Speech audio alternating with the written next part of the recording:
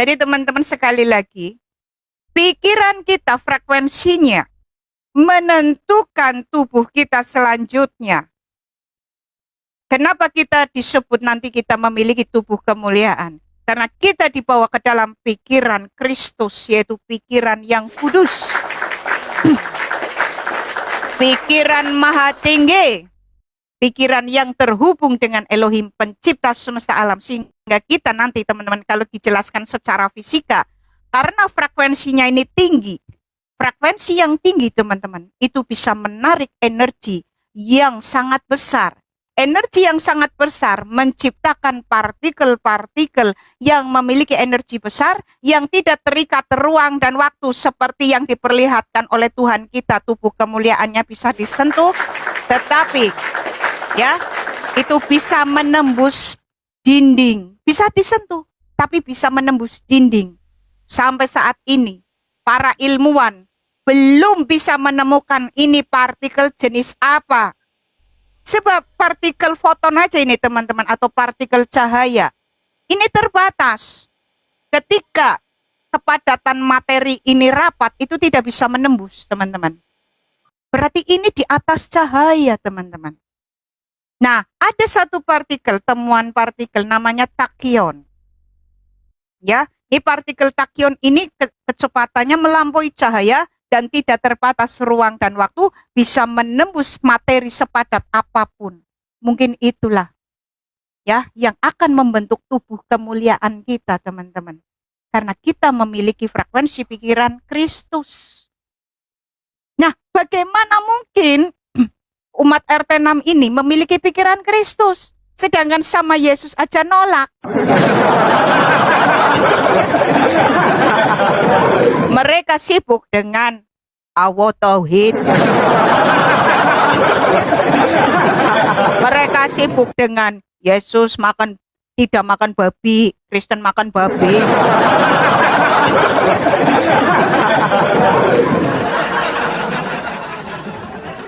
Mereka sibuk manusia dituhankan.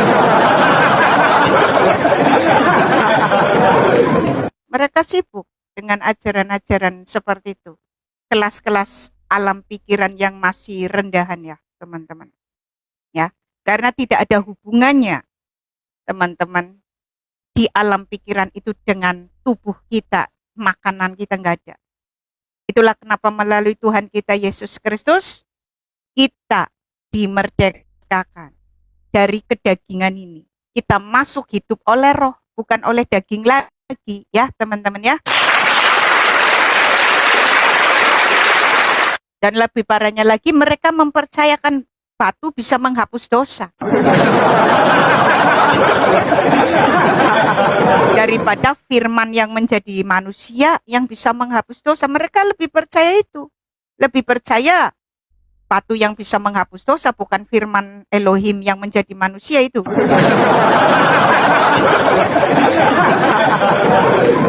Mereka tidak mengerti ya teman-teman, bahwa kalau kita bicara lebih jauh lagi, satu sel dari tubuh manusia ini, dengarkan ya teman-teman. Kenapa Yesus Kristus di Kolose 1 ayat 16? Kita baca bareng-bareng ya teman-teman, supaya teman-teman memahami. Dari sudut fisika pun bisa dibenarkan. Kolose 1, Intan bacakan dulu. Ayat 16, ini Intan suka sekali ayat ini. Kolose 1 ayat 16, dengarkan teman-teman. Karena di dalam Dialah telah diciptakan segala sesuatu yang ada di surga dan yang ada di bumi, yang kelihatan dan yang tidak kelihatan, baik singgasana maupun kerajaan, baik pemerintah maupun penguasa, segala sesuatu diciptakan oleh Dia dan untuk Dia. Teman-teman, Dia itu firman. Firman itu adalah kecerdasannya, hikmatnya, pikirannya Elohim sendiri. Kalau Dia menjadi manusia, bisa. Jangankan Dia. Ya, kalian lihat air, Intan contohkan air aja ini. Air ini dulu kan dari oksigen dan hidrogen. yang kemudian ketemu dan membentuk reaksi kimia, ya, sehingga apa teman-teman, sehingga terlihatlah air. Apalagi firman Elohim ini, yang segala sesuatu itu diciptakan oleh Dia. Dengan firman Elohim menciptakan segala sesuatu, ya teman-teman. Makanya teman-teman harus paham ini. Nih teman-teman, satu sel tubuh manusia sudah menggambarkan keseluruhan orang itu. Dari sifatnya, dari telinganya, dari rambutnya, itu satu sel loh teman-teman. Ya. Nah, teman-teman harus tahu, satu sel itu terdiri dari triliunan atom yang menyusun. Ya. Dari satu sel itu terdiri dari triliunan atom. Nah, satu tubuh manusia itu terdiri dari triliunan sel, teman-teman. Nah, teman-teman harus tahu, begitu juga firman Elohim yang menjadi manusia itu sudah mewakili keseluruhannya, seluruh alam semesta dan manusia itu sendiri. Makanya yang diturunkan oleh Elohim kita adalah firman-Nya. Karena tadi segala sesuatu diciptakan dengan firman. Ini RT6 nggak ngerti pengajaran begini. Nggak ngerti teman-teman. Berkutatnya ke alam pikiran yang masih rendah. Sehingga tidak bisa menangkap pikiran yang tinggi. Ya. Uplak. Kalau ke kamar mandi harus pakai kaki kiri, keluar pakai kaki kanan. Kalau ke masjid pakai kaki kanan, keluar pakai kaki kiri. Ini macam mana ajaran begitu? Ya, malam Jumat adalah malam sunah Rasul.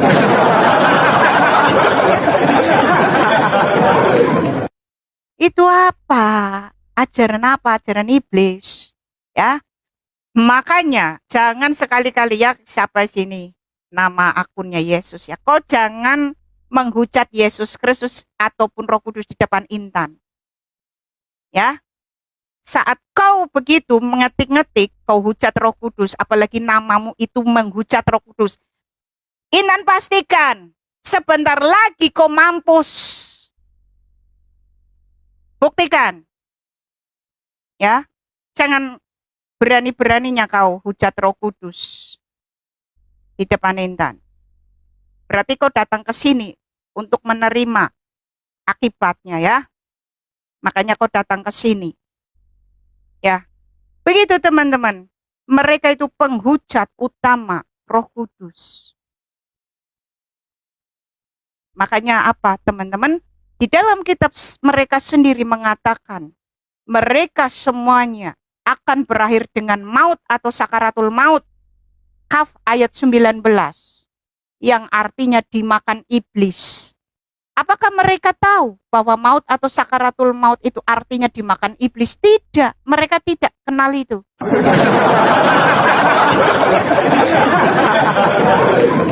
Alam pikiran, teman-teman, alam pikiran yang dibawa ke dalam frekuensi pikiran sekelas hewan, kawin mengawini, itu akan menimbulkan kebinasaan. Karena roh ini tidak bisa naik akibat alam pikirannya atau surganya atau puncak spiritualnya dibawa ke alam pikiran paling rendah, yaitu pikiran hewani, surga pesta seks. Ya, surga pesta seks. Kalau kita ini dibawa ke alam pikiran yang tinggi, yang disebut pikiran Kristus, di mana kita akan dibawa kembali bisa segambar dan serupa lagi dengan Elohim, sehingga kita nanti berkuasa lagi seperti dulu. Tidak susah seperti ini. Harus bekerja, ya, untuk mendapatkan makanan, penyakitan tubuhnya. Jadi sebenarnya Tuhan kita ini ingin kita keluar dari sini, teman-teman. Dari bumi yang mau dihancurkan ini. Ya, teman-teman. Sebenarnya Tuhan kita akan membawa kita, hati kita, ya, jiwa kita, akal budi kita keluar dari sini. Karena tadi teman-teman, begitu ketika itu keluar dari sini, ini nanti kita akan dipindahkan yang disebut bumi baru, langit baru, Yerusalem baru. Yang tertinggal roh-roh maut ini yang dibawa oleh para malaikat maut itu akan abadi, menjadi budak iblis selama-lamanya. Jadi kalau di dalam fisika itu namanya energi terisolasi. Jadi roh-roh ini kan memancarkan energi ya teman-teman. Roh ini nggak bisa balik ini ke Elohim pencipta semesta alam karena tidak memiliki pikiran maha tinggi atau pikiran Kristus. Karena pikiran Kristus ini baru bisa ada di dalam diri manusia ketika manusia itu memiliki Roh Kudus di dalam dirinya. Roh Kudus inilah yang menuntun pikiran rendah kita menuju atau terhubung kembali dengan pikiran Kristus. Sehingga kita bisa keluar dari kerajaan iblis ini. Tetapi orang-orang yang tidak memiliki Roh Kudus itu tidak akan pernah memiliki pikiran Kristus untuk bisa keluar dari kerajaan iblis ini. Jadi bumi ini kerajaan iblis. Kita itu sedang ada di tengah-tengah kerajaan iblis yang simbolnya kubus hitam. Ya teman-teman. Makanya di 1 Yohanes 5 ayat 19 dijelaskan. Seluruh dunia berada di bawah kuasa si jahat. Sudah dikuasai oleh para iblis, teman-teman. Dan roh-roh yang tidak memiliki pikiran Kristus, roh ini kan kalau ada Roh Kudusnya, roh kita ini kan diikat, teman-teman. Ya sehingga kita ini bisa dituntun menuju puncak kesadaran pikiran Kristus. Ya. Sehingga dari pikiran Kristus ini membawa ke pusat kesadaran kepada Bapa. Sehingga kita bisa keluar dari sini. Tetapi roh-roh yang tidak memiliki ikatan dengan Roh Kudus tetap akan berada di sini selamanya. Ancur-ancuran dengan seluruh iblis. Dan nantinya setelah anak-anak Tuhan Yesus Kristus yang memiliki tanda materai Roh Kudus ini terangkat semuanya, ini akan dipisahkan. Dan istilahnya adalah energi terisolasi. Teman-teman, energi terisolasi seperti ini. Para muslim ini kan mengalami maut atau dimakan iblis. Seperti kau berada di panci presto, dikunci, nggak akan pernah bisa keluar lagi bersama para iblis dan malaikat-malaikatnya itu. Ya, itulah artinya maut terpisah dari Elohim pencipta semesta alam selama-lamanya. Ya. Jadi begitu. Ya, pikiran-pikiran yang rendahan, seks party atau pesta seks akan membawa kepada kehancuran dan kebinasaan. Makanya wajar di kitab mereka sendiri Kaf ayat 19 mengatakan seluruh muslim berakhir dengan sakaratul maut dan dibawa dan dijemput, dicabut nyawanya oleh para malaikat maut. Sedangkan seluruh malaikat maut itu bukan malaikat terang. Seluruh malaikat maut itu adalah para malaikat penghuni jurang maut. Jurang maut itu adalah kerajaan iblis. Nah, kita baca ya, kita buktikan apakah betul. Di dalam kitab mereka dikatakan bahwa seluruh muslim berakhir dengan sakaratul maut atau dimakan iblis. Kita lihat Kaf ayat 19 ya teman-teman. Kita lihat Kaf ayat 19. Waja'at sakratul mauti bilhaq zalika makunta min hutahid. Dan datanglah sakratul maut dengan sebenar-benarnya. Itulah yang dahulu hendak kamu hindari. Seluruh muslim mengalami sakratul maut dimakan iblis. Apakah mereka mengerti artinya sakaratul maut atau maut? Tidak. Mereka hanya mengerti bahwa sakaratul maut itu artinya roh lepas dari tubuh. Padahal bukan itu. Arti sebenarnya sakaratul maut artinya roh ini tidak bisa kembali menyatu dengan Elohim pencipta semesta alam sebab tidak memiliki tanda materai Roh Kudus, tidak memiliki pikiran Kristus sehingga terjebak di jurang maut. menjadi makanan para iblis. Makanya wajar di As-Sajdah ayat 11 seluruh muslim dicabut nyawanya oleh para malaikat maut. Kita baca As-Sajdah ayat 11 ya teman-teman. Dijemput oleh para malaikat utusan iblis Abadon atau Apolion. Karena seluruh malaikat maut itu ada di bawah kuasa iblis Abadon atau Apolion. Ya, kita baca As-Sajdah ayat 11. Kul yatawaffakum malakul mautil ladzi wukila bikum summa ila rabbikum turja'un. Katakanlah malaikat maut yang diserai untuk mencabut nyawamu akan mematikan kamu.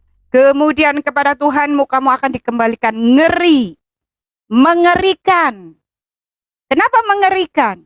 Karena seluruh malaikat maut itu utusan iblis. Maka sebenarnya siapakah Allah mereka? Karena hanya iblis yang menginginkan manusia berakhir dengan maut. Itu hanya iblis. Karena hanya iblis yang memiliki kuasa atas seluruh malaikat maut. Ya teman-teman, itu yang harus teman-teman sadari. Nah, teman-teman bisa lihat seluruh malaikat maut adalah utusan iblis Abadon atau Apolion. Itu di Wahyu 9 ayat 7-11. Elohim kita justru memerdekakan kita supaya kita tidak mengalami maut, tidak berakhir dengan sakaratul maut.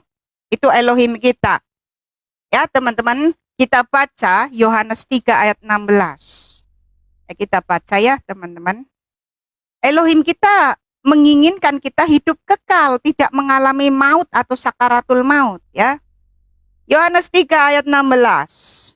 Karena begitu besar kasih Allah akan dunia ini, sehingga ia telah mengaruniakan anaknya yang tunggal, supaya setiap orang yang percaya kepadanya tidak binasa, melainkan beroleh hidup yang kekal, tidak mengalami maut. Untuk itulah Tuhan itu datang untuk mengalahkan iblis jurang maut. Di mana ayatnya? Kita baca Ibrani 2 ayat 14 dan 15. Nih ya, Jim, kau dijemput iblis, Jim ya. Ibrani 2 ayat 14 dan 15. Dengarkan ya. Karena anak-anak itu adalah anak-anak dari darah dan daging, maka Yesus Kristus juga menjadi sama dengan mereka dan mendapat bagian dalam keadaan mereka, supaya oleh kematiannya ia, Yesus Kristus, memusnahkan dia, yaitu iblis yang berkuasa atas maut. Jadi sakaratul maut atau maut itu artinya dimakan iblis. Itulah kenapa melalui firman-Nya yang menjadi manusia Elohim ini menyelamatkan. Ya. Nah, kita teruskan. Dan supaya dengan jalan demikian, ia membebaskan mereka yang seumur hidupnya berada dalam perhambaan oleh karena takutnya kepada maut. Ini yang benar ya. Ini kok abad ke-7 Allahnya malah menyerahkan umatnya kepada para malaikat maut. Ini kan sama aja menyerahkan umatnya untuk dimakan para iblis jurang maut. Iblis-iblis yang terganas ini. Ini luar biasa mengerikan loh teman-teman ya. Mengerikan. Makanya wajar teman-teman. Nah, memang dia iblis itu sendiri ya enggak? Makanya itu. Makanya teman-teman ya. Makanya wajar kalau kita Intan, sebentar Bang Roti, sebentar. Sebentar Bang Roti, sampai selesai dulu. Kalau kita ini penuntunnya adalah Roh Kudus, kita baca ya. Kita baca penuntun kita adalah Roh Kudus. Yohanes 14 ayat 16, 17 dan 15. Aku akan minta kepada Bapa dan ia akan memberikan kepadamu seorang penolong yang lain supaya ia menyertai kamu selama-lamanya, yaitu Roh kebenaran. Dunia tidak dapat menerima dia sebab dunia tidak melihat dia dan tidak mengenal dia, tetapi kamu mengenal dia sebab ia menyertai kamu dan akan diam di dalam kamu. Amin. Kita langsung loncat ke ayat 26-nya. Tetapi penghibur yaitu Roh Kudus yang akan diutus oleh Bapa dalam namaku. Jadi kalau nggak bersekutu dengan Yesus Kristus nggak bisa, nggak ada Roh Kudus, ya. Tetapi penghibur yaitu Roh Kudus yang akan diutus oleh Bapa dalam namaku, dalam kuasaku yang diberikan oleh Bapa itu, kuasa Yesus Kristus, ya. Dialah yang akan mengajarkan segala sesuatu kepadamu dan akan mengingatkan kamu akan semua yang telah kukatakan kepadamu. Karena ada Roh Kudus berdiam diri di dalam diri kita, maka Roh Allah ini berdiam diri di dalam diri kita. Di mana ayatnya? Nah, kita baca teman-teman. Kita berdasarkan ayat ya. 1 Korintus. Cece tahan dulu, saya mau komparasikan yang tadi Cece Intan baca itu dari Yesus mengatakan, aku akan meminta kepada Bapakku dan akan mengutus Roh Kudus itu untuk menyertai kamu senantiasa sampai selama-lamanya. Nah, itu sebenarnya ada di mereka, Intan. Tapi sayang mereka itu perkataannya seperti ini. Dengarin dulu. Dengarin. Tidakkah engkau melihat bahwa sesungguhnya kami telah mengutus setan-setan itu? Iya, kalau mereka kan roh setan. Sebentar Bang Arti supaya nyambung semuanya ya. Jadi kan tadi kan Roh Kudus itu berdiam diri di dalam diri kita. Makanya ada disebut bahwa yang berdiam diri di dalam diri kita, oten-oten itu Roh Elohim sendiri. 1 Korintus 3 ayat 16. Tidak tahukah kamu bahwa kamu adalah bait Allah dan bahwa Roh Allah diam di dalam kamu? Makanya kita memiliki pikiran Kristus. 1 Korintus 2 ayat 16. Sebab siapakah yang mengetahui pikiran Tuhan sehingga ia dapat menasihati dia? Tetapi kami memiliki pikiran Kristus. Ya, pikiran Kristus itu pikiran maha tinggi. Bukan dibawa ke dalam alam pikiran binatang, pesta seks di sorga. Bukan. Nah, begitu sebaliknya mereka. Kenapa mereka binasa? Kenapa mengalami maut? Karena yang menuntun, roh-roh yang menuntun mereka adalah roh-roh yang disebut jin korin, setan korin. Tertulis di mana itu? Sahih Muslim 5034 dan 5035. Semua muslim memiliki penuntun, yaitu pendamping dari golongan jin dan setan-setan yang disebut korin. Jadi bukan Roh Kudus, tetapi roh setan. Sehingga berakhir dengan maut atau sakaratul maut yang artinya dimakan iblis. Ya teman-teman.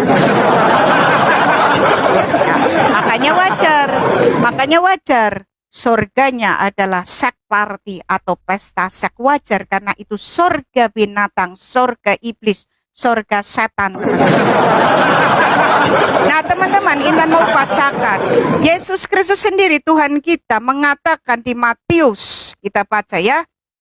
Tuhan ini nanti sudah tahu bahwa nanti ada ajaran di surga kawin mengawini. Apa yang Tuhan katakan terhadap ajaran yang nantinya ada ajaran kawin mengawini? Ini yang dikatakan oleh Tuhan kita Yesus Kristus. Nih, dengarkan muslim-muslim. Ini yang dikatakan oleh Tuhan kami tentang ajaran kelak di surga kawin mengawini. Ini Tuhan kita sendiri yang mengatakan. Yesus menjawab mereka, kamu sesat. Sesat. Sebab kamu tidak mengerti kitab suci maupun kuasa Allah. Karena pada waktu kebangkitan orang tidak kawin dan tidak dikawinkan, melainkan hidup seperti malaikat di surga.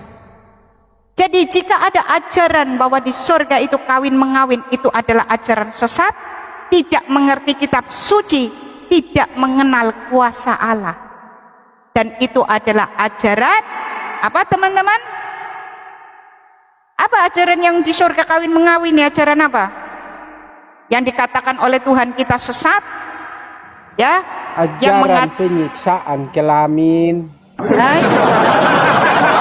Itu ya. Jadi Tuhan kita sendiri mengatakan jika ada ajaran di surganya kawin mengawin itu adalah ajaran sesat, tidak mengerti kitab suci maupun kuasa Allah, karena itu ajaran iblis teman-teman ya. Jadi nyambung semua kan, nyambung semua, pendampingnya bangsa jin, setan, matinya Kalau berakhir saya mah dimakan simpel, iblis. Kalau saya mah simpel, itu ajaran penyiksaan kelamin itu. Iya, cara setan. Jadi kan nyambung semua ya, nyambung semua gitu ya. Sebentar Maria. Jadi nyambung semua, pendampingnya dari golongan jin dan setan-setan. Ya, sehingga surganya begitu. Ya, pesta seks. Sehingga apa teman-teman, nyambung lagi berakhir dengan maut atau sakaratul maut. Yang artinya dimakan iblis. Ya, Clem, kau berakhir di mulut iblis, Clem. Nah, Akun nanti kecil, ya. ini ganti akun kecil dulu. Iya, oke. Ini nanti gantian ya.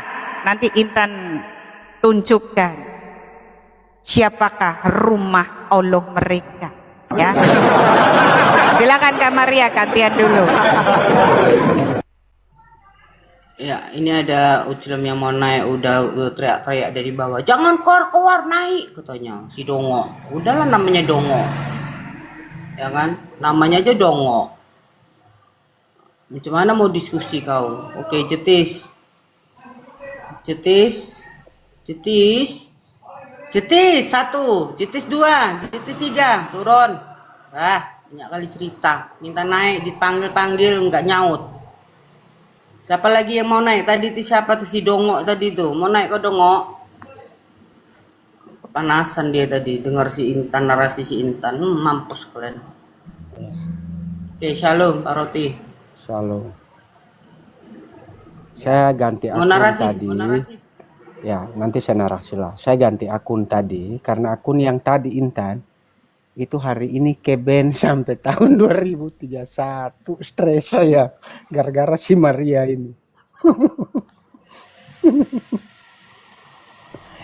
Ya, tadi saya mengatakan bahwa ketika Intan bertanya ajaran apakah yang mengajarkan bahwa di sorga itu ada gitu kan.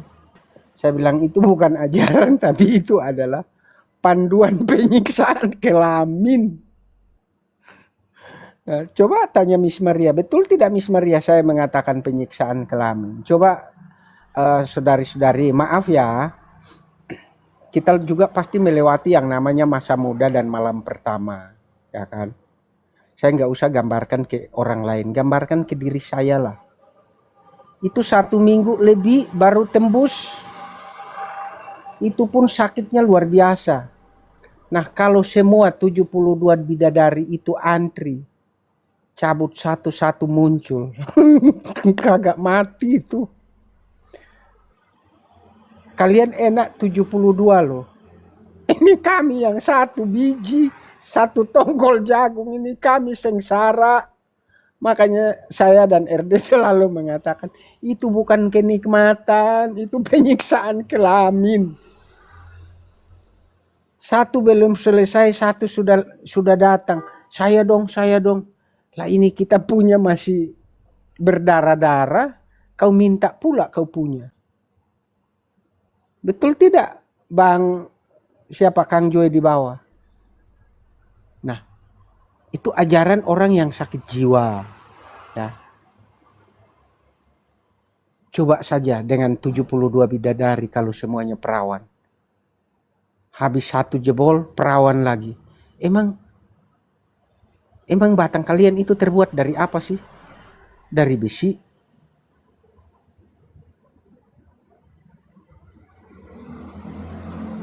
Aneh-aneh juga. Ajaran seperti itu kalian terima. Tapi justru menolak dia yang turun dari sorga. Aku telah turun dari sorga bukan untuk melakukan kehendakku, tapi kehendak Bapa yang berdiam secara kekal di dalam aku.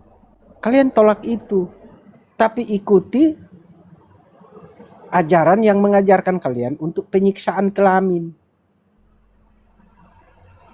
Ini aneh loh. Udah seperti itu dihujat yang turun dari sorga dihujat. Bahwa dia sebagai utusan. Iya, dia utusan dari sorga. Sedangkan yang kau ikuti, utusan dari seseorang yang menjanda 4 tahun kemudian baru nongol. Nongolnya juga nggak sempurna. Penyakitan. Orang kalau namanya kepala besar, mata lebar, mata merah itu orang penyakitan.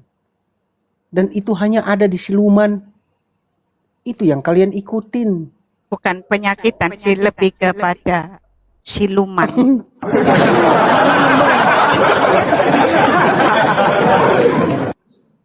Kenapa kepalanya besar, bola matanya lebar, matanya merah? Kalian nggak pernah kritisi itu? Karena orang itu pernah diflungku oleh setan saat kecil. Makanya peot kepalanya, itu jari lebar kepalanya. Keseleo seluruh urat lehernya itu. Makanya kalau dia nengok, nggak bisa putar lehernya, seluruh badan ikut nengok. Itu orang penyakitan loh itu. Itu kan kayak zombie, ya kan, kayak zombie. Makanya kan wajar matinya dipocong itu kan, zombie itu, pocong itu.